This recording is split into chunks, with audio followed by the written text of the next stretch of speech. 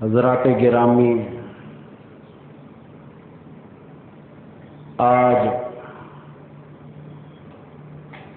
شوال المکرم کی 14 تاریخ ہے، سن 1444 ہجری، اور 5 مئی سن 2023 عیسوی ہے۔ مجھ سے قبل حضرت علیان الحق تھانوی صاحب نماز کے بارے میں بیان کر رہے تھے۔ اللہ عز و جل علم و عمل میں برکتیں عطا فرمائے، بالخصوص ان کی خطابت میں برکتیں عطا فرمائے۔ میں بھی مصروفیت کی وجہ سے جنگ احد پر اتنی تیاری نہیں کر سکا۔ جہاں قرآن کا معاملہ ہو، آیات پڑھنے کا معاملہ ہو، ترجمے کا معاملہ ہو، اس پر بہت زیادہ شدید اسٹڈی کرنی پڑتی ہے، مطالعہ بھی، تفسیریں بھی پڑھنی پڑتی ہیں، پھر جا کے وہ آیاتیں بیان ہوتی ہیں، اور اس کے لیے روزانہ کم از کم 5-6 گھنٹے مطالعہ ہو، پھر جا کر وہ جمعے کا ایک عنوان تیار ہوتا ہے۔ آج ہی صبح جنگ احد کا عنوان تیار کرنے لگا تو نیند نے اتنا غلبہ کیا کہ تیاری نہیں کرنے دی۔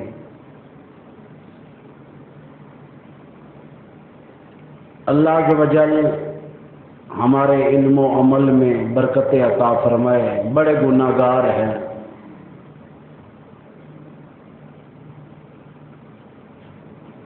جنگ احد کے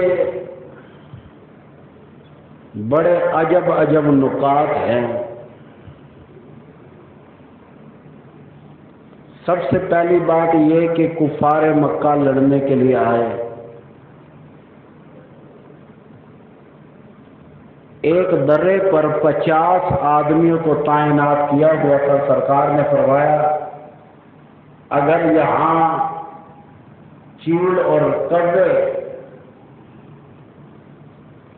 آ جائیں تمہیں نقصان پہنچانے کے لیے، پھر بھی تم نے ہلنا نہیں۔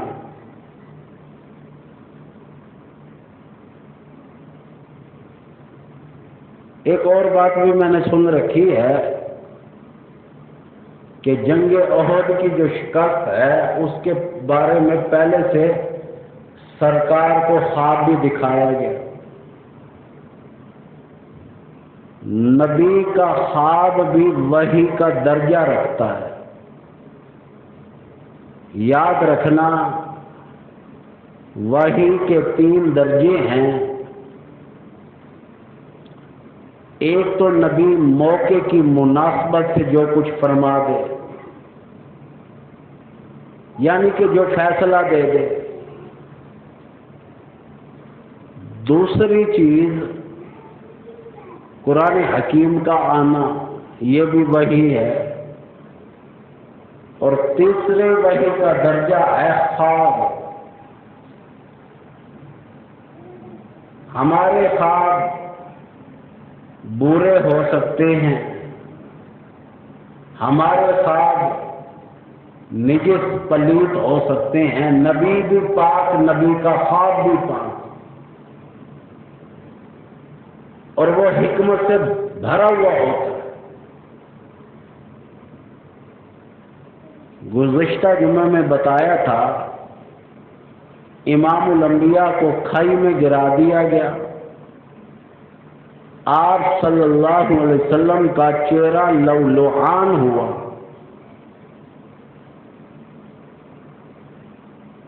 اس پر سرکار نے فرمایا کہ اس قوم کو اللہ کیسے ہدایت دے گا جو نبی کا چہرہ لؤلؤان کر دے۔ डॉक्टर इसरार अहमद साहब का बयान सुन रहा था, और भी तारिक मसूद साहब का भी बयान सुन रहा था। वो कहने लगे कि इस मामले में नबी को फरमाया गया कि आपका काम है तबलीग करना, ठीक है, लहूलुहान हुए मेरी रजा के लिए। हालांकि खालिद बिन वलीद उसमें शामिल था। खालिद इब्न वलीद जो शामिल था, कौन नहीं जानता कि मुसलमान बने। अबू सुफियान भी शामिल था, वो भी मुसलमान हुए। यानी कि इमामुल अंबिया को ये इतला दी गई कि अन करीब ये मुसलमान बन जाएंगे। खालिद बिन वलीद वो शख्स है जिसे सरकार ने लक़ब दिया, अलकाब दिया सैफुल्लाह, अल्लाह की तलवार। किताबों में आता है कि 125 जंग लड़े, शहादत नसीब नहीं हुई।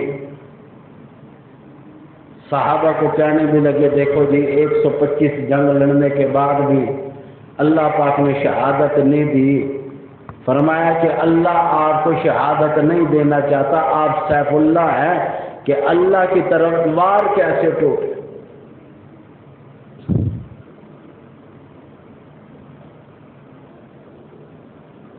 जंग उहद का टाइम आया, इमामुल अंबिया ज़िरा पहनकर घर से बाहर निकले,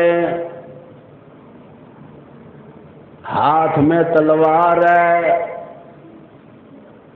फरमाया कौन मेरा गुलाम, कौन मेरा सहाबी उठ कर ये तलवार ले, कुफार से लड़ाई करे। इतनी लड़ाई करे यहां तक कि तलवार टेढ़ी हो जाए। लड़ाई इतनी करे कि तलवार भी टेढ़ी हो जाए। दीन का हक अदा करें। किताबों में आता है हजरत अबू दजाना रजी अल्लाह ताला मैदान ओहद में खड़े हो गए। आका मैं ये तलवार लेने के लिए तैयार हूँ। कुफ्फारे मक्का, कुरैशीन मक्का, सरबराह ने मक्का जो इकट्ठे होकर आए, उनसे मैं लड़ने के लिए तैयार हूँ। इमामुल अंबिया फरमाते हैं कि मेरे हाथ से तलवार ली अबू दजाना ने, यहाँ तक के अकड़ते हुए कुफार की तरफ बढ़े। डरते हुए नहीं, बुज़दिलों की तरह आगे नहीं बढ़े, बड़े भी है तो अकड़ के। इमामुल अंबिया देख रहे थे, सहाबा किराम देख रहे थे, अबू दुजाना बड़े अकड़ के साथ जा रहे हैं। इमामुल अंबिया ने फरमाया कि कुरान में तो अल्लाह ने अकड़ने से मना किया। आप तो यही सोच रहे होंगे ना, साहबा ने यही सोचा। कुरान हकीम कहता है वला तमशी फिल अर्ज़ि मरहा, ओ मेरे बंदे मेरी जमीन पर अकड़ के न चल। इन्नका लन तख़रिक़ल अर्ज़ वलन तबलुग़ल जिबाल तूला, तू मेरी जमीन को फाड़ नहीं सकता, पहाड़ों से बुलंद हो नहीं सकता, फिर तेरा करने का क्या फायदा।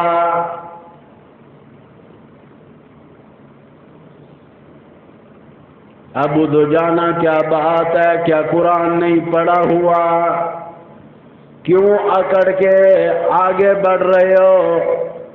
सहाबा ने देखा, इमामुल अंबिया ने देखा, فرمایا اگر جہاد کا معاملہ ہو، کفر اور اسلام کی لڑائی ہو، اس میں اکڑنا جائز ہے، ورنہ نہیں۔ حضور کا فیصلہ آ گیا کہ حضرت ابو دجانہ اگر اکڑ کے کفار کی طرف بڑھ رہی ہیں، ان کو مٹانے کے لیے، نیست و نابود کرنے کے لیے، تو ٹھیک کر رہے ہیں،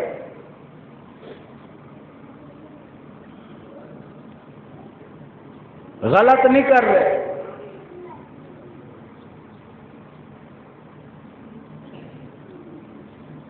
یہاں تک کہ آگے بڑھے ہیں، لڑائی کی ہے اس صحابی نے۔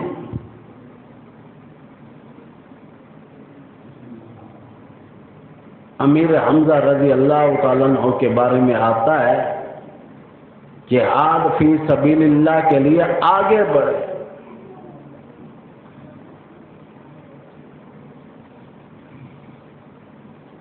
واشی جو ہے اس کو تیار کیا ہوا تھا ہندا نے،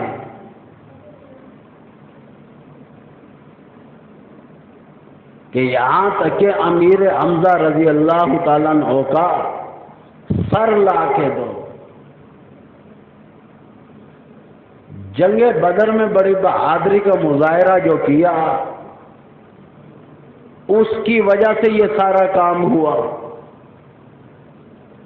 یہاں تک کہ 4 افراد خاندان والے مارے گئے۔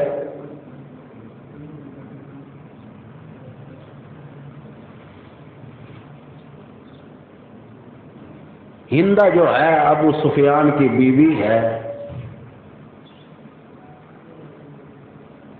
اس نے عہد کر لیا، ادھر سے کفار مکہ نے بھی عہد کر لیا کہ جب تک بدر کا بدلہ نہیں لیں گے اس وقت تک غسل جنابت نہیں کریں گے، یعنی کہ اپنی بیوی کے پاس نہیں جائیں گے، غسل نہیں کریں گے۔ قسم کھائی ہے کفار مکہ نے۔ گزشتہ جمعے میں بتا چکا ہوں کہ 2 ہجری کو جنگ بدر ہوئی، 3 ہجری کل کا دن آ رہا ہے، 15 شوال المکرم سن 3 ہجری میں یہ جنگ ہوئی۔ 1441 سال گزر گئے ہیں جنگ احد کو۔ 70 چہیتے صحابہ اسی جنگ میں شہید ہوئے۔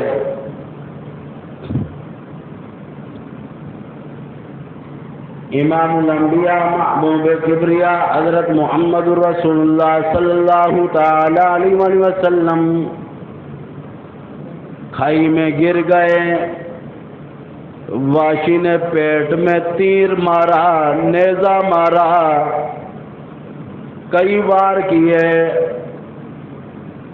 حضرت سیدنا امیر حمزہ رضی اللہ تعالیٰ عنہ شہید ہو گئے احد کے دامن میں۔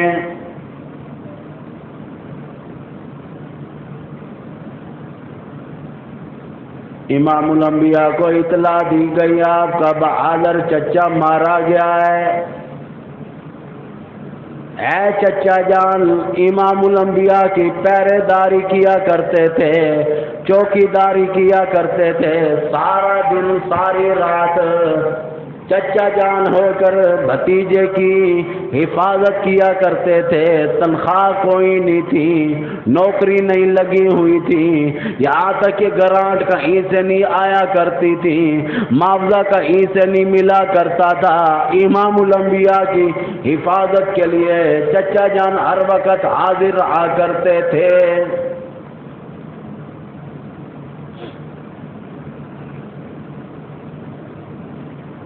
کتابوں میں آتا ہے کہ حضرت عمر رضی اللہ تعالیٰ عنہ ننگی تلوار لے کر آ رہے تھے، ادھر امیر حمزہ رضی اللہ تعالیٰ عنہ اپنے بھتیجے کی، آمنہ کے لال کی، عبداللہ کے دلارے کی، عبد المطلب کے پوتے کی حفاظت کے لیے کھڑے جو تھے، پتہ چلا یہاں تک کہ عمر بن خطاب آ رہا ہے، ننگی تلوار ہاتھ میں ہے۔ فرمایا اگر نیت صاف لے کر آ رہا ہے تو ٹھیک ہے، اگر امام الانبیاء کو نقصان کے لیے آ رہا ہے، اسی کی تلوار ہوگی، اسی اپنے ہاتھ سے اس کی گردن اڑا کر اس کے ہاتھ میں رکھ دوں گا۔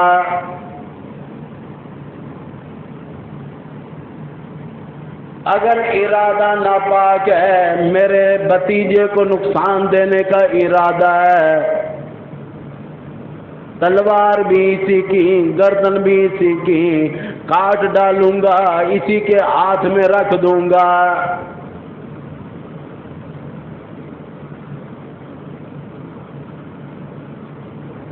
یاد رکھنا امام الانبیاء 13 سال مکہ مکرمہ میں نبوت کے بعد زندگی گزاری، بڑے دکھوں کا سامنا کیا، مدینے میں آ گئے، جنگ بدر کا موقع ہے، مسجد نبوی میں امیر حمزہ رضی اللہ تعالیٰ عنہ کہنے لگے اے بھتیجے، کفار مکہ والے پھر آ گئے، 1000 دشمن عناصر اکٹھے ہو کر آ گئے، اب کیا کیا جائے؟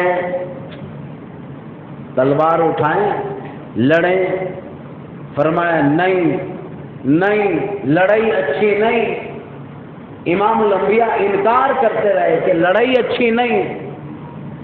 قرآن آ گیا تؤمنون باللہ ورسولہ وتجاہدون فی سبیل اللہ بِأَمْوَالِكُمْ وَأَنفُسِكُمْ ذَلِكُمْ خَيْرٌ لَكُمْ إِن كُنتُمْ تَعْلَمُونَ۔ مالک کائنات نے جہاد فی سبیل اللہ کا آرڈر دیا۔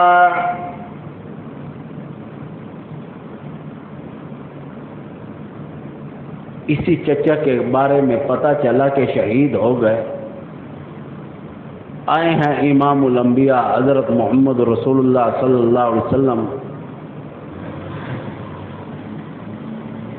کہ چچا کے بارے میں دیکھوں کیا حال ہے۔ کتابوں میں آتا ہے سر سے کپڑا اٹھایا تو کھوپڑی بھی نہیں، مغز بھی نہیں، آنکھیں نہیں، دونوں کان نہیں، ناک نہیں، منہ میں زبان نہیں، دل نہیں، کلیجہ نہیں، یہاں تک کہ بازو نہیں، 11 ٹکڑے کیے ہیں حضرت امیر حمزہ رضی اللہ تعالیٰ عنہ کے۔ اور آج ہم احباب پھونک مار کر جنت میں جانا چاہتے ہیں۔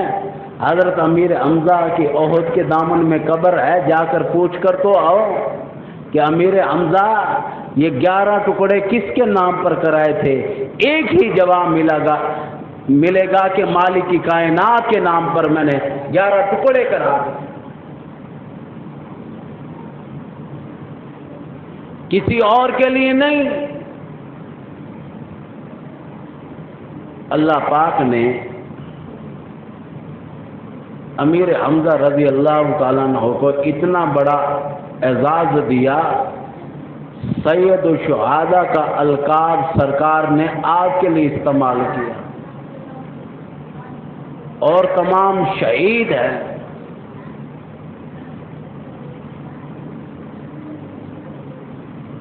حدیث شریف میں آتا ہے کہ قیامت کا دن آئے گا، شہیدوں سے پوچھا جائے گا تمہیں حوریں دے دی گئی، غلمان دے دیے گئے، کیا تم خوش ہو؟ کہیں گے نہیں۔ تمہیں بالا خانے دیے جاتے ہیں، تمہیں یہاں تک کہ کستوری کے بنے ہوئے محلات دیے جاتے ہیں، عنبر کے بنے ہوئے محلات دیے جاتے ہیں، زمرد اور یاقوت کے محلات دیے جاتے ہیں، کیا تم خوش ہو؟ کہنے لگے نہیں۔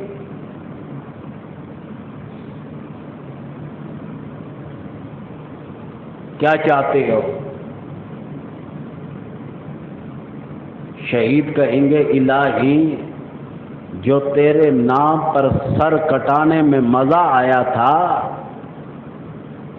ہم تو یہی چاہتے ہیں کہ پھر ہمیں دنیا میں بھیج، پھر تیرے نام پر سر کٹا کے آئیں۔ جو مزہ تیرے نام پر سر کٹانے میں ہے اور کسی چیز میں نہیں۔ امام الانبیاء محبوب کبریا حضرت محمد رسول اللہ صلی اللہ تعالی علیہ وآلہ وسلم ہر وقت فرمایا کرتے تھے الہی اگر تیری راہ میں 100 مرتبہ شہید کیا جائے، 100 مرتبہ زندہ کیا جائے، میں بڑا راضی۔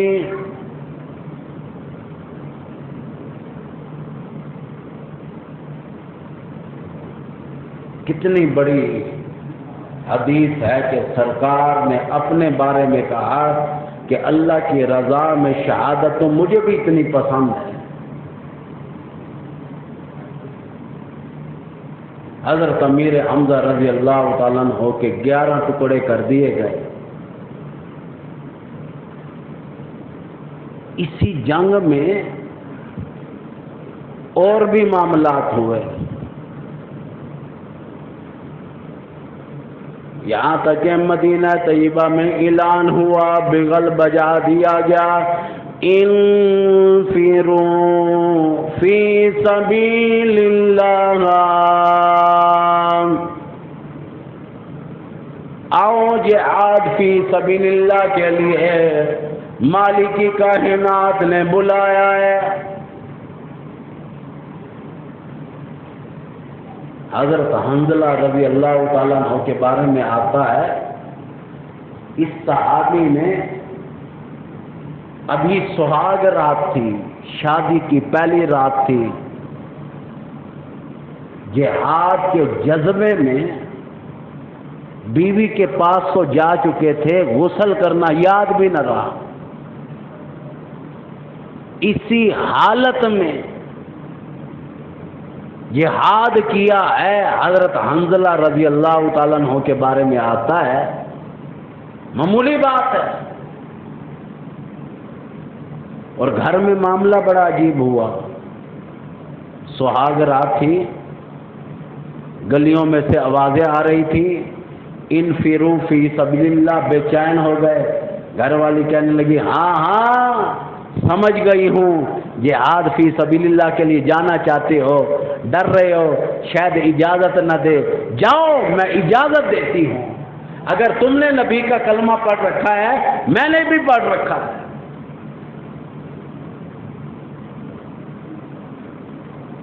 اس صحابی کے بارے میں آتا ہے کہ یہاں تک کہ جب اس کی لاش کو تلاش کیا گیا، لاش نہیں مل رہی۔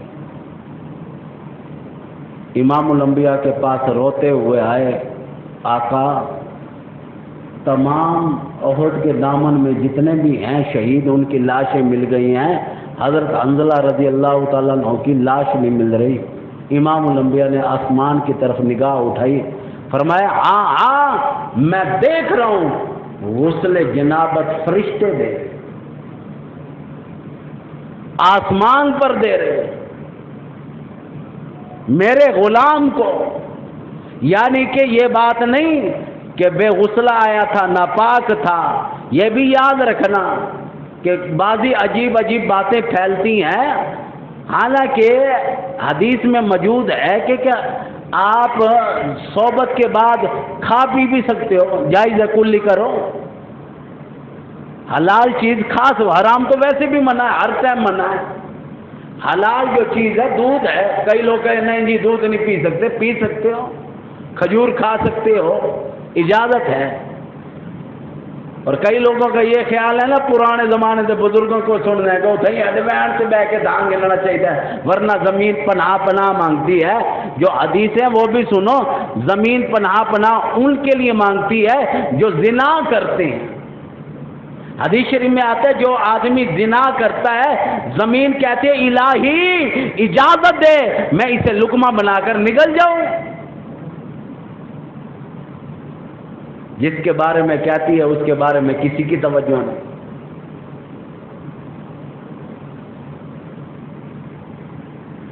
ایک صحابی تھا، معذور تھا، گھر میں عورت بیوی لڑنے لگی، کہنے لگی سب کے خامد جہاد میں گئے ہیں، میرا خامد گھر بیٹھا ہے، میں عورتوں میں بیٹھنے کے قابل نہ رہی۔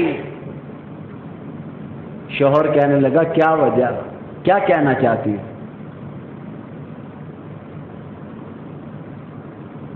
میں یہ چاہتی ہوں کہ تو بھی جہاد میں جا۔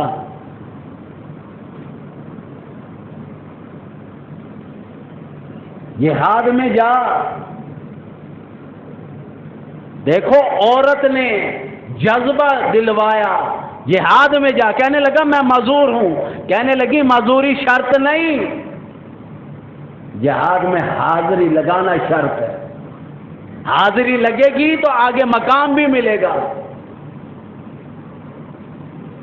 بیوی نے اتنا جوش دلوایا، کتابوں میں آتا ہے کہ یہاں تک اس صحابی نے 7 کافروں کی ٹانگیں کاٹ دی ہیں۔ جذبہ کی عورت ذات نے دیا۔ قاری محمد امین ملتانی رحمۃ اللہ علیہ فرمایا کرتے تھے کہ میں لاہور گیا بیان کرنے کے لیے، تو وہاں خطاب عورتیں بھی سن رہی تھیں۔ میں نے کہہ دیا کہ جو مرد نمازیں نہیں پڑھتے نا، اس کا گناہ تمہیں بھی ہوگا۔ میں کہ واہ، پڑھے نہیں نا تو گناہ ساکو تھی ہوئے۔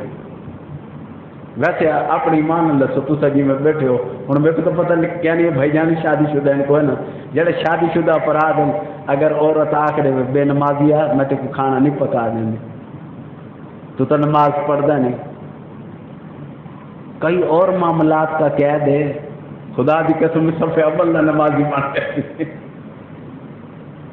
اور قاری نہیں فرماتے ہیں، جو میں اگلی دفعہ گیا،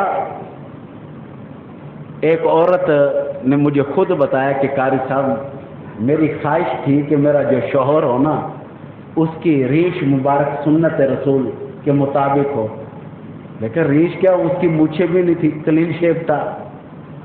کہتی میں ہر وقت دل میں خواہش کرتی تھی کہ کاش یہ سنت رسول رکھے۔ وہ کہتے ہیں آپ جب بیان کر کے گئے تو میرے دل میں شرارت ہوگی۔ میں نے کیا دیا، ایک دن دوپٹہ لے کر آئی، اس کے سر پر رکھ دیا شور کے، دیکھا تیرے اور میرے چہرے سے کوئی فرق ہے؟ کہنے لگے اگلے دن سے اس داڑھی رکھ لی، اگلے ہی دن سے اس نے ریش مبارک رکھنا شروع کر دی۔ یعنی کہ جب بیوی کا ایسا تانا ملے نا پھر یہ سب کچھ ہوتا ہے۔ بتانا یہی چاہتا ہوں کہ گھر کو نماز والا ماحول بناؤ، قرآن والا ماحول بنے، دین متین کے تابع دار بن جاؤ، تابع ہو جاؤ۔ یہ نہیں کہ ہم سب نے دین کو اپنے تابع کیا ہوا ہے، دین کے تابع ہو کر راضی نہیں۔ اسی جنگ میں ایک صحابی ایسا ہے جس کا جنازہ 70 مرتبہ پڑھا گیا۔ یاد رکھنا سیدنا امیر حمزہ رضی اللہ تعالیٰ عنہ کا جنازہ 70 مرتبہ پڑھا گیا۔ کتنا اعزاز ملا۔ یہ تو ہم نے سنا ہے کہ علاقہ اور ہے، ایک یہاں جنازہ ہو رہا ہے تو ایک مظفر گڑھ ہو رہا ہے، 2 کا تو سنا ہے، 70 بھی کبھی جنازے سنے ہیں؟ امیر حمزہ رضی اللہ تعالیٰ عنہ کے لیے سرکار نے 70 مرتبہ جنازہ، اتنا بڑا اعزاز دیا گیا ہے اس صحابی کو۔ اور سید الشہداء حمزہ کے الفاظ سرکار مدینہ کی۔